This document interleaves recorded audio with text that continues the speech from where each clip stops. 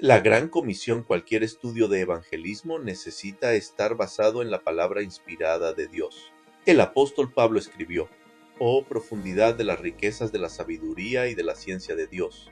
Cuán insondables son sus juicios e inescrutables sus caminos, porque los juicios del Dios infinito y santo son insondables, sus caminos inescrutables». Solo podemos saber de Dios lo que Él ha escogido revelarnos. Las personas no pueden adorarlo y servirle como ellas lo conciben ser o desean que sea, sino solamente como Él verdaderamente es. A Dios se lo conoce por experiencia, pero tal experiencia debe estar basada en la verdad revelada de Dios. Un estudio del evangelismo debe comenzar examinando las instrucciones de nuestro Señor a sus discípulos en las semanas finales de su vida en la tierra. Sus palabras de despedida han llegado a conocerse como la Gran Comisión. La Gran Comisión es más que una simple declaración o mandato. Es una expresión de la misión que Jesús encargó a sus seguidores y se extiende a su iglesia hoy. Si se pide citar la Gran Comisión, la mayoría de los cristianos probablemente citarían Marcos 16:15. Y les dijo: «Id por todo el mundo y predicad el Evangelio a toda criatura». De una porción de Mateo 28 horas y 19 minutos. Por tanto, id y haced discípulos a todas las naciones. Sin embargo, Jesús usó más de una ocasión para dirigir a sus discípulos a proclamar su mensaje en todo el mundo. Cada uno de los evangelios concluye con un mandato o enseñanza tocante a la misión que Jesús encargó a sus seguidores. Cuando se estudia los 4 evangelios y la primera parte de los hechos en su totalidad, existe una continuidad que también presenta la naturaleza amplia e inclusiva de la misión, así como por qué es esencial para la Iglesia y cómo puede ser alcanzada. Definición de la Gran Comisión. Henry Martyn nació en 1781 en Cornwall, Inglaterra. Pensaba estudiar leyes, pero mientras asistía a la Universidad de Cambridge, oyó del trabajo misionero de William Carey en la India. Se convirtió en capellán para la Compañía Británica de las Indias Orientales y se preparó para embarcarse a la India. Dejó atrás su familia, amigos y Lydia, la mujer que profundamente amaba y tenía pensado casarse.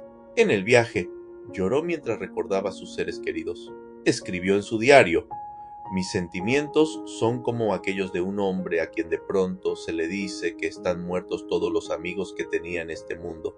Mientras estuvo en India, Martyn estableció muchas escuelas y tradujo el Nuevo Testamento al hindi. La tuberculosis había terminado con la vida de sus padres y su hermana. Entonces, cuando la enfermedad amenazaba su vida, los doctores recomendaron un viaje por mar para restaurar su salud. Dejó la India para salir hacia Persia, donde tradujo el Nuevo Testamento y los Salmos al persa y árabe. Él era el único cristiano donde vivía y sufrió gran desaliento. Aún entonces puso su confianza en Dios. Durante ese tiempo en su vida, escribió: «Pongo toda mi carga sobre el que ya ha hecho maravillas por mí, y estoy seguro que, venga lo que venga, será bueno, será lo mejor. Trato de vivir de día en día feliz en su amor y cuidado». Sufriendo de fiebre con frecuencia, finalmente se dirigió a su hogar en Inglaterra, viajando a través de Turquía. Nunca llegó a su destino, muriendo de camino a Tokat, Turquía.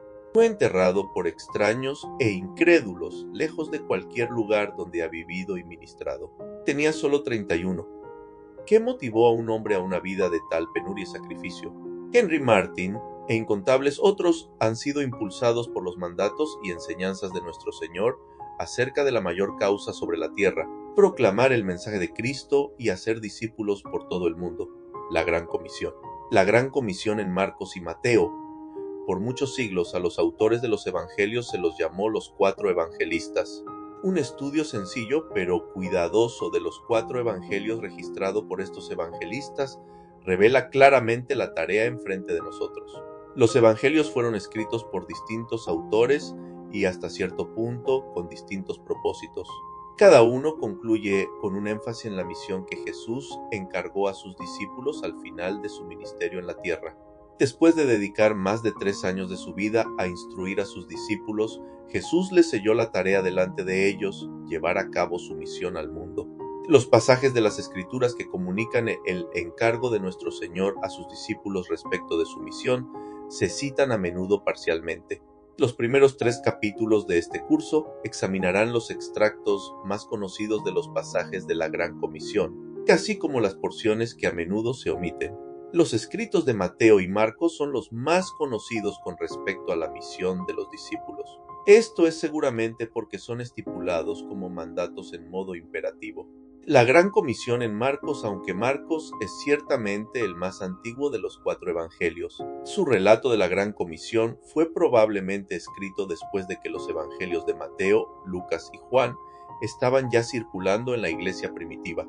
Los manuscritos más antiguos y fidedignos, notablemente el Códice Vaticano y Códice Sinaítico, no contienen Marcos 16:9, 20.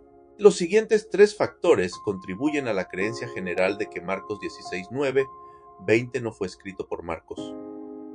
En estos versículos, alrededor de 1/3 de las palabras significativas en griego no aparecen en ninguna otra parte de Marcos, o son usadas de manera diferente al uso de Marcos en pasajes anteriores a Marcos 16:9. 2. El estilo del griego es distinto del resto de Marcos. 3. Mateo y Lucas muestran un paralelo con Marcos hasta Marcos 16:8. El patrón cambia notablemente entonces, sugiriendo que la copia de Marcos disponible para Mateo y Lucas no contenía los versículos 16:9, 20, aunque posiblemente escrito después de los otros 3 evangelios. Este material adicional fue incluido en Marcos lo suficientemente temprano en el proceso de transmisión para haber adquirido reconocimiento y aceptación de la iglesia primitiva. Probablemente era conocido a través de la tradición oral para haber sido aprobado por el apóstol Juan, quien vivió hasta casi el fin del siglo I. A pesar de que el Evangelio de Marcos fue redactado por Juan Marcos, la fuente original del material fue posiblemente Pedro. Ireneo escribió en 165 después de Cristo. Marcos, el discípulo e intérprete de Pedro, también nos transmitió por escrito las cosas predicadas por Pedro. La porción final en Marcos puede haber sido parte de la tradición oral atribuida a Pedro. Esto explicaría por qué la iglesia primitiva lo aceptó como históricamente auténtico y escritura inspirada. En la mayoría de las traducciones del pasaje de Marcos, id aparece como una orden, pero el único imperativo en la oración es predicad. El pasaje puede ser traducido literalmente, yendo por todo el mundo, predicad el evangelio a toda criatura. El resultado de la proclamación se encuentra en Marcos 16, 16, 18. Aunque estos resultados no se den en el modo imperativo, ellos están relacionados con la proclamación del evangelio.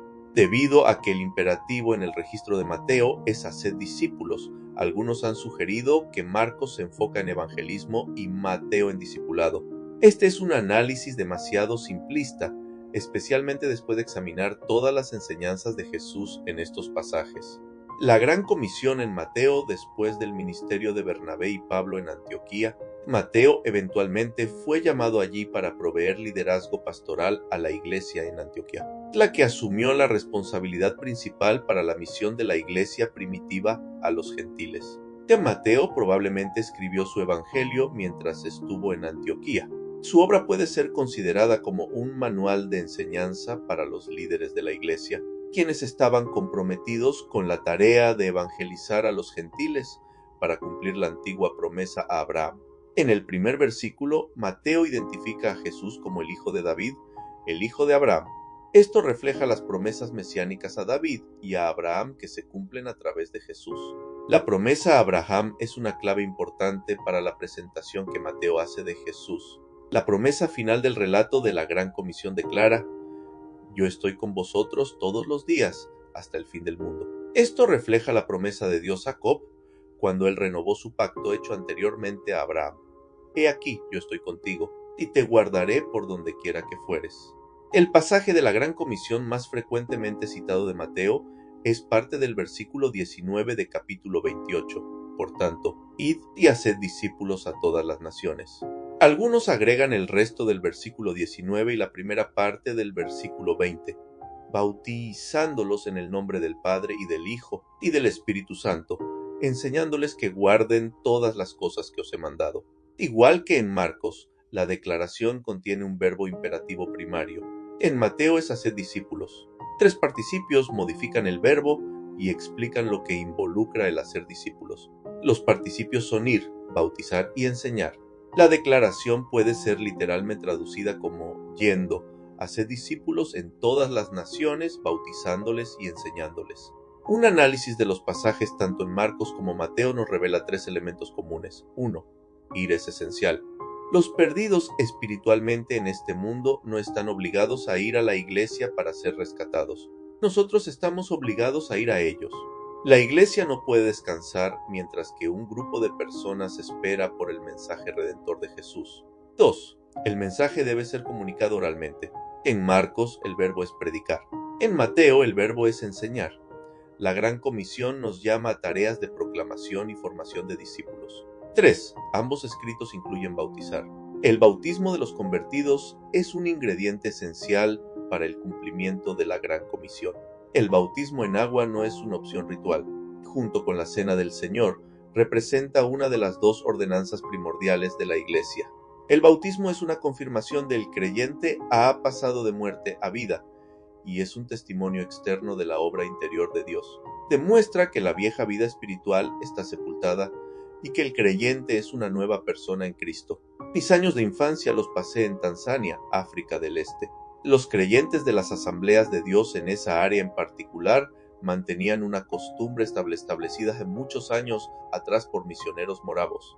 Antes de que los creyentes se bautizaran en agua, ellos escogerían para sí nuevos nombres como testimonio de su nueva vida. Cuando son bautizados, ellos anuncian sus nuevos nombres y se les conoce desde entonces como tales. Inicialmente, ellos escogían nombres bíblicos como Mose, Davidi o Petros. Eventualmente, ellos crearon nombres que eran expresiones de testimonio. Ejemplos de tales nombres son Isacuisa, Afuilael, él murió por mí, o Asajiwe. Mi favorito es Asangolwisi. Esta maravillosa costumbre provee una gran oportunidad para dar testimonio cristiano, meramente al decir el nombre. También ejemplifica la esencia de lo que el bautismo en agua representa, nacer de nuevo y comenzar una vida totalmente nueva. El bautismo en agua no es una opción para el creyente, es un mandato del Señor y una parte integral de la Gran Comisión. Los mandatos bien conocidos de Jesús al final de Mateo y Marcos comunican una misión amplia, no solo para sus discípulos, sino también para la Iglesia de Jesucristo hoy. Estos mandatos son una carga universal para todos los creyentes de proclamar el mensaje de Cristo y discipular creyentes como seguidores de Cristo. La Gran Comisión en Lucas Hechos y Juan. Los pasajes de la Gran Comisión en Lucas Hechos y Juan difieren de aquellos en Mateo y Marcos en 2 maneras significativas. 1. No están en forma de mandatos como en Mateo y Marcos, sino que los escritores reportan las instrucciones de Jesús a sus discípulos en cuanto a su misión. 2. Tanto Lucas como Juan registraron la instrucción de Jesús en el contexto de la investidura de poder del Espíritu Santo. La Gran Comisión en Lucas Hechos. Al igual que con Mateo y Marcos, el Evangelio de Lucas concluye concentrándose en la misión que Jesús encargó a sus discípulos.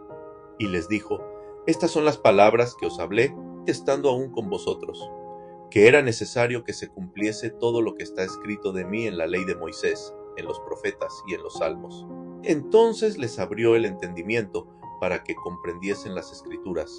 Y les dijo: así está escrito, y así fue necesario que el Cristo padeciese, y resucitase de los muertos al tercer día, y que se predicase en su nombre el arrepentimiento y el perdón de pecados en todas las naciones, comenzando de Jerusalén, y vosotros sois testigos de estas cosas. He aquí, yo enviaré la promesa de mi Padre sobre vosotros, pero quedaos vosotros en la ciudad de Jerusalén, hasta que seáis investidos de poder desde lo alto. Al principio de los Hechos, Lucas recapitula la instrucción de Jesús a sus discípulos, y estando juntos les mandó que no se fueran de Jerusalén, sino que esperasen la promesa del Padre, la cual les dijo: oísteis de mí. Porque Juan ciertamente bautizó con agua, mas vosotros seréis bautizados con el Espíritu Santo dentro de no muchos días. Pero recibiréis poder cuando haya venido sobre vosotros el Espíritu Santo, y me seréis testigos en Jerusalén, en toda Judea, en Samaria y hasta lo último de la tierra. Estos registros son particularmente instructivos, porque demuestran que Lucas y Hechos no son obras separadas, sino 2 volúmenes de la misma obra. Los 2 libros fueron escritos en 2 rollos de casi la misma extensión, 13 metros, la máxima longitud acostumbrada para un rollo en esos días. Las palabras de Jesús en Lucas 24 y Hechos 1 apuntan de vuelta a Lucas 3:3, cuando Juan el Bautista estaba predicando el bautismo del arrepentimiento para perdón de pecados. Estos pasajes también evocan Lucas 3:16, yo a la verdad os bautizo en agua, pero viene uno más poderoso que yo, de quien no soy digno de desatar la correa de su calzado. Él os bautizará en Espíritu Santo y fuego. Juan el Bautista enfatiza la obra salvífica de Jesús en el versículo 17. Citando de la profecía de Isaías, dijo: su aventador está en su mano y limpiará su era y recogerá el trigo en su granero, y quemará la paja en fuego que nunca se apagará. El mensaje de salvación, cuando Jesús reveló la misión de sus discípulos, usó el contexto de las profecías del Antiguo Testamento relacionadas con él.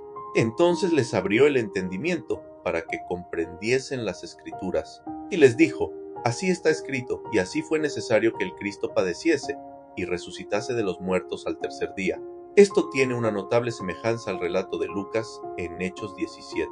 Allí Lucas describió el trabajo de Pablo en Tesalónica cuando Pablo discutió en la sinagoga por 3 días acerca de las Escrituras, declarando y exponiendo por medio de las Escrituras que era necesario que el Cristo padeciese y resucitase de los muertos, y que Jesús, a quien yo os anuncio, decía él, es el Cristo. El relato de Lucas provee la más completa descripción del contenido del mensaje de Cristo. La obra redentora de Cristo es claramente el enfoque del mensaje misionero, el cual es que se predicase en su nombre el arrepentimiento y el perdón de pecados. Juan el Bautista declaró esto concisamente al bautismo de Jesús: he aquí el Cordero de Dios que quita el pecado del mundo. El contenido del mensaje que debe ser proclamado a todas las naciones es simplemente la vida, muerte y resurrección de Cristo, y la razón por la cual dio su vida por la humanidad perdida. El resultado final de la Gran Comisión es que Cristo está edificando su iglesia a través de sus siervos obedientes. Sin embargo, la Gran Comisión no se concentra en reclutar personas para un movimiento social, más bien se enfoca en proclamar que los pecados de cada persona pueden ser perdonados. Cuando el apóstol Pablo se presentó delante del rey Agripa, citó la comisión personal de Cristo para con él: te envío para que abras sus ojos, para que se conviertan de las tinieblas a la luz y de la potestad de Satanás a Dios, para que reciban por la fe que es en mí, perdón de pecados y herencia entre los santificados. El mandato de Jesús a Pablo se repite en la epístola de Pablo a los Colosenses: el cual nos ha librado de la potestad de las tinieblas y trasladado al reino de su amado Hijo, en quien tenemos redención por su sangre, el perdón de pecados. La Gran Comisión en Juan, la naturaleza del Evangelio de Juan es complementaria. No se agrupa con los evangelios sinópticos y fue ciertamente el último evangelio escrito. Más del 90% del contenido de Juan no se encuentra en los otros 3 evangelios. La declaración citada con más frecuencia sobre la misión de los discípulos en Juan es: como me envió el Padre, así también yo os envío. Pero la versión completa da una mejor descripción. Cuando llegó la noche de aquel mismo día, el primero de la semana, estando las puertas cerradas en el lugar donde los discípulos estaban reunidos por miedo de los judíos, vino Jesús, y puesto en medio, les dijo: paz a vosotros. Y cuando les hubo dicho esto, les mostró las manos y el costado. Y los discípulos se regocijaron viendo al Señor. Entonces Jesús les dijo otra vez: paz a vosotros. Como me envió el Padre, así también yo os envío. Y habiendo dicho esto, sopló y les dijo: recibid el Espíritu Santo. A quienes remitiereis los pecados, les son remitidos, y a quienes se los retuviereis, les son retenidos. Completando la misión, cuando Jesús pronunció estas palabras, la misión que le encargó su Padre había sido cumplida. Juan da cuenta de su declaración desde la cruz como una sola palabra griega, tetelestai, la cual significa consumado es. Los arqueólogos han recobrado recibos de papiro para impuestos con la palabra tetelestai escrita de manera cruzada. Esto significó que la cuenta fue pagada en su totalidad. Cuando Jesús dijo consumado es, quiso decir que su obra redentora se había completado. Él se había hecho pecado por la humanidad y había sufrido la pena de la justicia de Dios que el pecado merecía. Después de mostrar a sus discípulos sus manos y su costado como prueba de su resurrección corporal, los discípulos estaban jubilosos. Entonces Jesús declaró inmediatamente su misión para ellos y la importancia que su resurrección tiene para todos los pecadores. Su misión fue cumplida. La de ellos acababa de empezar. En el relato de Lucas, el énfasis primordial está en la responsabilidad de los discípulos de llevar el mensaje de perdón de pecados al mundo. Jesús estaba grabando en la mente de sus discípulos que, dependiendo de su obediencia, su misión resultaría en personas buscando el perdón de pecados o continuando su vida en las tinieblas. Lo central de la predicación, la palabra imperativa en Mateo, se concentra en el objetivo de hacer discípulos. Tanto Marcos como Lucas enfatizan el medio para obtener ese objetivo, la predicación, como esencial en la Gran Comisión. El Nuevo Testamento muestra claramente la centralidad y el poder que la predicación de la palabra tiene en la misión de la Iglesia. Pablo instruyó a Timoteo, su joven discípulo, que prediques la palabra. Él escribió a la iglesia en Tesalónica, por lo cual también nosotros sin cesar damos gracias a Dios, de que cuando recibisteis la palabra de Dios que oísteis de nosotros, la recibisteis no como palabra de hombres, sino según es en verdad la palabra de Dios, la cual actúa en vosotros los creyentes. Pablo enfatiza que la palabra de Dios actúa en aquellos que creen. La palabra no es meramente un recurso para sermones, sino que es viva y eficaz, y más cortante que toda espada de dos filos, y penetra hasta partir el alma y el espíritu, las coyunturas y los tuétanos, y discierne los pensamientos y las intenciones del corazón. Después de enseñar su parábola sobre el sembrador y los diferentes tipos de tierra, Jesús dijo a sus discípulos que la semilla en la cosecha espiritual es la palabra de Dios, el mensaje. El Espíritu Santo prepara la tierra para recibir el mensaje. El papel del mensajero es participar de la obra del Espíritu Santo. Como Jesús dijo, porque en esto es verdadero el dicho, uno es el que siembra y otro es el que ciega. Yo os he enviado a cegar lo que vosotros no labrasteis, otros labraron y vosotros habéis entrado en sus labores. Grandes milagros ocurrieron en el día de Pentecostés. La reacción de la multitud que resultó en salvación no fue por el estruendo del cielo como viento recio que soplaba, las lenguas como de fuego en los creyentes, o la variedad de lenguas habladas por los discípulos. Más bien, fue en respuesta a la palabra investida del Espíritu que fue predicada. La parte central de la Gran Comisión es el mensaje de Jesucristo, su nacimiento, vida sin pecado, muerte, resurrección, ascensión y retorno por su iglesia. El ya fallecido misionero Bernard Johnson vio más de uno. 8 millones de personas responder al llamado de salvación en sus campañas de evangelización en Brasil. En una ocasión le pregunté, ¿a qué cree que se debe el gran número de personas que aceptan a Cristo en sus campañas de evangelización? Él respondió, siempre exalto a Jesucristo. Predicar a Jesús no es meramente documentar la vida de una figura histórica, es proclamar al Cristo viviente, que puede ser conocido de manera personal, y que está presente en medio de nosotros y activo en nuestras vidas. El nacer de nuevo abre el camino no solo a la salvación, sino también a una comunión, incluso una amistad con Cristo.